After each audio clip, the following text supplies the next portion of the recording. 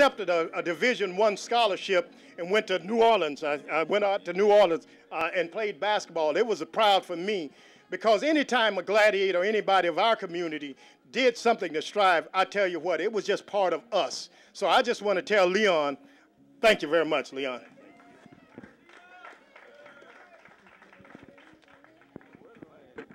Alvin, would you come back up here, please? We're going to ask everybody to stay up here until the ceremony is over. At this time, we're going to talk about the most momentous occasion that ever took place at Gibbs High School. And you can find these facts in this article that's to my right. And I've asked Ann Thompson-Taylor to disclose a few of the facts that's in that article. She's going to come forward and do that at this time, and then we're going to pass the certificates to the honorees that's standing waiting so they can get their certificate. That was rendered to us by the Orlando Sentinel, Josh Robbins, the originator, the thoughtful person and godly heart that wrote this is here today. Would you stand, please? I'd envision to hail something that should never, ever be forgotten. And anytime you need any articles from us or anything else, don't hesitate. We're always willing to help out, and thank you.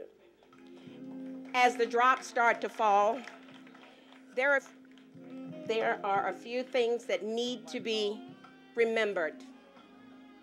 And as Josh so stated at the end of the article, our history is dying, and dying with us. Please, artifacts, trophies, pictures, living history, whatever it is. I'm currently president of the board of directors for the St. Petersburg Museum of History. That same museum that we weren't allowed in, yes, we're allowed in now, and they're dying for our history. They are telling haphazard history. They didn't tell the full story of Manhattan Casino. They need the real story of Jordan Park, how we started out, where we came from. Ronnie and I were next door neighbors, and if one got a beating, the other one got a beating. But this was the family situation. Enough for history, but call me for anything, anytime, and I'd be willing, because we need our history. This game, as small as it was in stature compared to today, was the largest game in history. We played several teams, and I had a letter coming from Bob White, who played against us. He played for St. Pete High, and all he could say is this was the most tremendous team he's ever played against. They were gentle, they were courageous, they were forthcoming, and they were a team. There was no standouts. Everybody was a team, and he praised Coach Dowse for everything that he did to get you there. And I got this, and I want everybody to see it. And he sent a contribution, because he couldn't be here, to make sure we could have a good time. And it's from St. Pete High basketball team, 1965 through 67.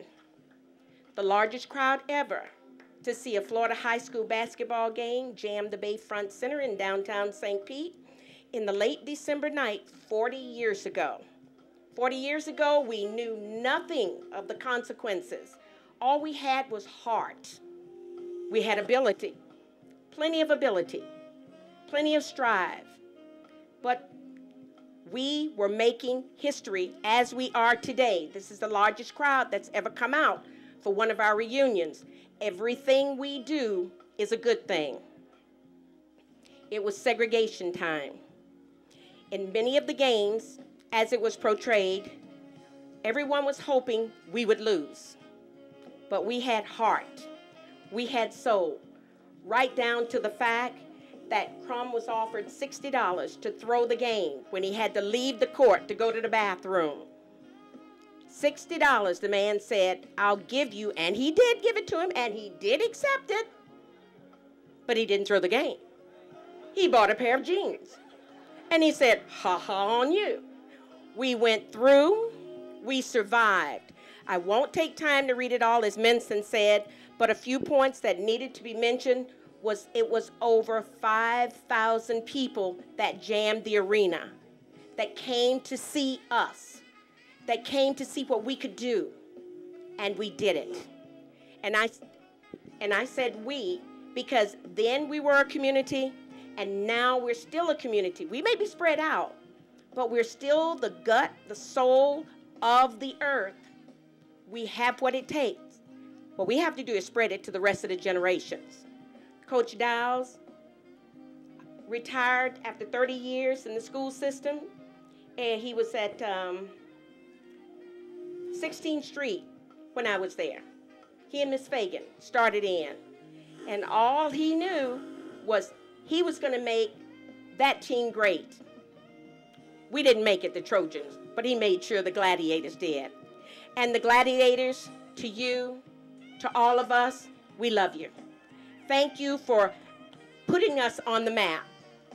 And to the rest of the crowd, let's get our history out there. They do, when the Haitians, they do the Jamaicans, they do the Greeks, they do the everybody. Let's do the Black history so that our kids and our kids' kids can know what we did and be proud of our history. Please come up and read and understand what happened 40 years ago to make this so tremendous today. Thank you. Thank you, Ann. At this time, we're going to make the presentation of certificates to the players that are here right now. 67, right? Leon Waller. Evidently, two-time champion here, Leon. But I just appreciate it. Thank you again, Leon. Kenny Robinson was part of this team. Everybody knows that Kenny moved on. But, you know, he was a trainer. He was a manager. But Kenny went on to coach at Boca Ciega and won state championships there at Boca Ciega. So, again, honors go to Kenny Robinson, who was a Gladiator also, who also coached a championship team. Gladiators don't die, we multiply. Arthur Hampton, evidently another two-time champion. Thank you again, Art. Thomas Daly, he retired. He's in Tennessee right now. We used to call him Tennessee. And evidently, Thomas, I want to say thank you for being part of this team. You will get a video, and video will show all these people are here, the people that love you and cheered for you and watched this team be the great team. They were they won a championship so that we can be champs. So I just want to tell you again, thank you, Tennessee.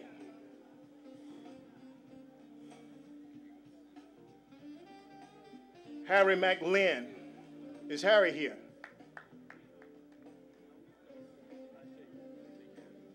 Harry was part of the team. He looked over the team, made sure things were together for the team, and as we traveled, made sure everything, as well for sneakers or whatever, and the team was ready to play. He kept them ready to play. So, Harry, we just want to tell you thank you also. Johnny Dandy. Where's Johnny? I tell you, one of the things I knew about Johnny, I've always loved him, and I hated him sometime too, because Johnny, when I played against him, I hated him. But when I played with him, I loved him because he could really shoot a basketball. And one of the things I've always enjoyed was he had heart. He had a heart for the game, and he had a heart for people. So, Johnny, I want to just tell you thank you for being an ambassador for Gibbs High School and for the game. Thank you. Again, Stephanie Johnson. Steph, we're honoring you again to tell you thank you. So, again, there's no greater thing I can say but just tell you thank you from the community. Again, Jerome Hillsman. Jerome, again, watching you play, and I'm sure many of us from Edgar Wilcox, I was talking with Edgar, and I see great friends of mine from Jacob and Martin and guys who watch you play. We couldn't say enough about your game as far as being able to handle the ball. I stood back and watched, and I was amazed earlier. And you know you amazed many people yourself. So I just want to tell you again, thank you for being two-time champ with Gibbs High. Alvin Frazier. Big man. Well, I thank you, big man. Again, I know God has blessed us. God has kept us here and to see you, and you've always been a very kind-hearted person outside of basketball. but when you stepped on the court, you were there with the killer instinct, and I just want to say again, thank you for being part of the team and making all of us proud. Again, thank you. Okay, I'll get it. Jeffrey Woodson. If we can just get a moment of silence again. I don't know how many people remember Jeff. Jeff was tall, very nice, easygoing person. I know one of the things I remember years back, he told me it was going to be a challenge making the team because he was tall and he thought he was too gangly, but he wound up making that team. Jeffrey is going on, and I want to just take a moment of silent prayer for Jeff.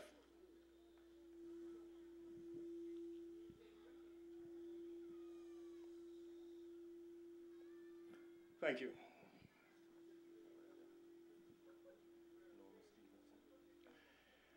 Shaky, Norman Stevenson. I called Norman several times. I wanted him to be here.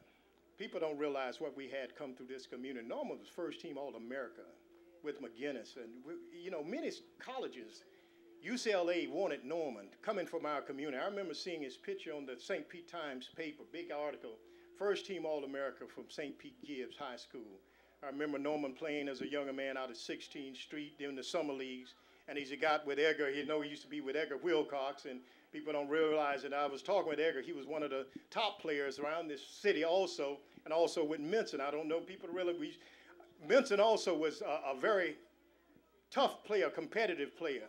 We called him Candy Rapper. I don't know where he got that name from, but it was a very tough name, and I watched him play, and he had a heart to play. And when you stepped on the floor, you know you had to come with your A game with these guys.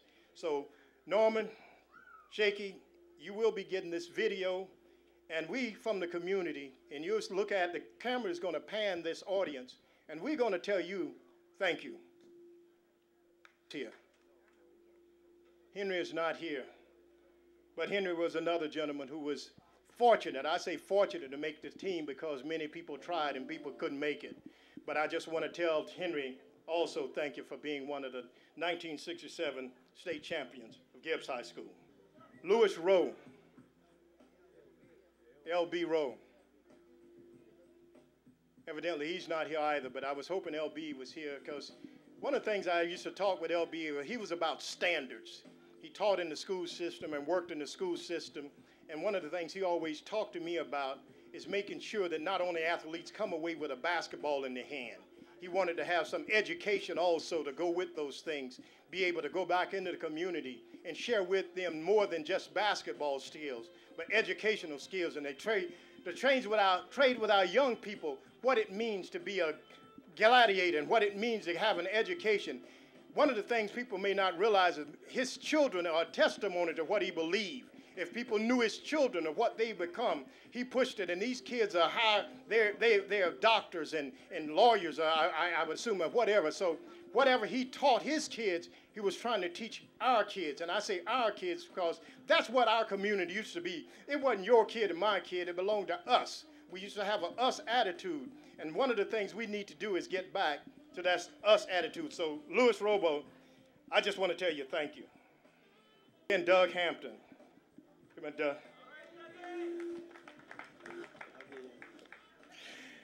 I wanted to get Doug. I talked with Doug earlier, and I wanted to get him on an interview. And Doug has always been kind of quiet somewhat, and I'm trying to push him to get the interview, but I just told him he's quiet in here. But I know when Doug played basketball and when he was out on the court, he played with all heart and all aggressiveness, and he loved the game because someone played before him, and I can understand what he was bringing to the court.